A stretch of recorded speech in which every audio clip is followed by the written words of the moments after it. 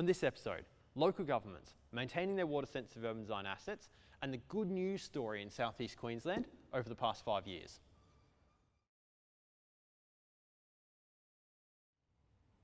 Hey everyone, and welcome back to Ideanthro.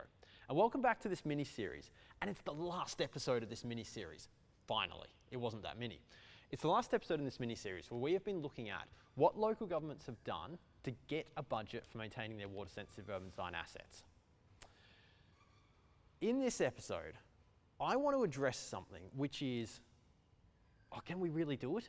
Can we really get a budget for maintenance? Because I know that if you don't have a budget yet, it seems like a pretty long uphill battle to get this stuff in place. There's lots of other priorities for local government. People are getting torn in different directions trying to get stuff done. Can we really do it? And I want to share a story with you.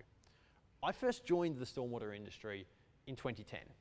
And at that point in southeast Queensland, let's just rattle off the local governments so we know what we've got. Gold Coast, Ipswich, Logan, Redlands, Brisbane, Moreton Bay, Sunshine Coast. Noosa is in southeast Queensland.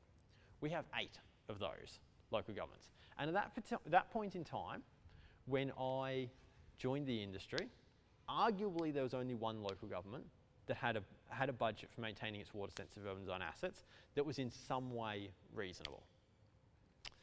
And in 2012, when I left Logan City Council and moved to Healthy Waterways, it was still only one local government.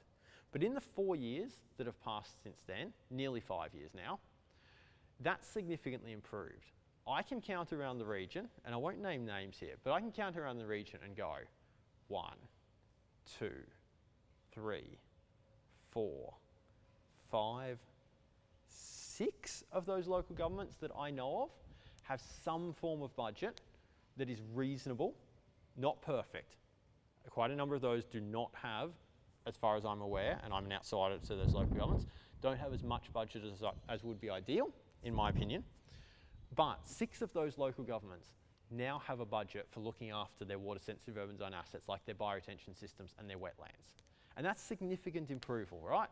That's a trend line. If we think about, for example, the earliest local governments in southeast Queensland started doing WSUD, bioretention systems in a large way, in the early 2000s, let's say. And then a bunch more came on board in around 2007. And here we are down in 2016. And so realistically, at this time, if we look at 0 to 8 local governments over here with a budget for maintenance, quite early on, no one with a budget for maintenance. At some point, there's got to be a step change. We get up to 1 here, because in about 2010, I joined the industry. And then in through to 2012, it was still the same. And then over the past few years, boom, big improvement. Big improvement, not quite to 8. We're down here at about 6 or so. 1, 6.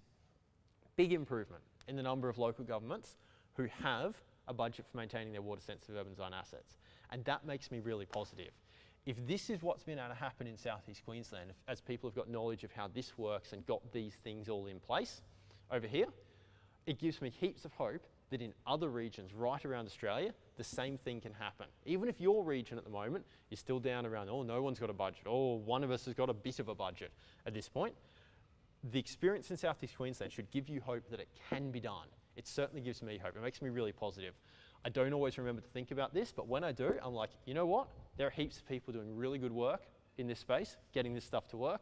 It's how I've learnt heaps from them and been able to share, hopefully, some useful stuff with you through the past few videos.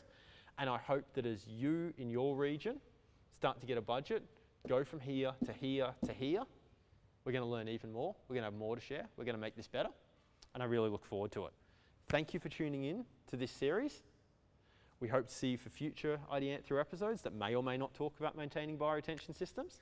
But for now, enjoy it, and we'll see you soon.